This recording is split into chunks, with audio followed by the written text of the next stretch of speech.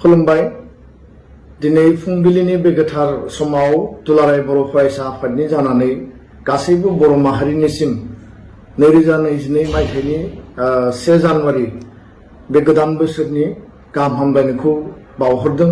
लोगोसेयैनो मागो दमासिबो फैगासिनो दङ आरो बे मागो दमासिनि थाखायबो गासै बर' सुबुं माहारिनो गाहाम हामलायनायखौ बावहरदों। मिजिंथियो 2021 मायथाइ आरो 2020 मायथाइयाव सुबुं माहारिया कोविड महामारिनि थासारिजों साग्लोबजानानै जों गोबां मोगा-मोगि जानो गोनां जाबाय। 2022 मायथाइया सुबुं माहारिनि थाखाय गोजोननि बोसोर जाथों आरो जोङो शान्ति आरो खौसेथिनि गेजेरजों बर' माहारिखौ अराय जोङो बेंना लाखिनो हाथों आरो गासै बिथिङाव बर' माहारिखौ जौगानायनि थाखाय दुलाराय बर' फरायसा आफादा माहारि सिबिनाय, माहारिखौ जोङो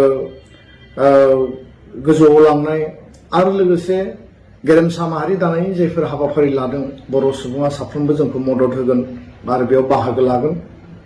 सोलोंथाइ आरो रांखान्थि बिथिङाव जौगानायनि थाखाय गोबां हाबा मावनो गोनां दङ आरो बे बिथिंफोरखौबो मावनायनि बेलायाव गुनगोनां सोलोंथाइ, गोग्गो सोलोंथाइ आरो साफ्रोमबो मोनफ्रोमबो न'खरनि रांखान्थि अबस्थाया थासारिया जाहाथे जौगानो हायो, बेनि थाखाय गासै बिथांखिफोरखौ लानानै मोनसे रेभलिउसन जोङो लाबोफिननांगोन आरो बे बिथिङावबो दुलाराय बर' फरायसा आफादा हाबा मावगासिनो दङ।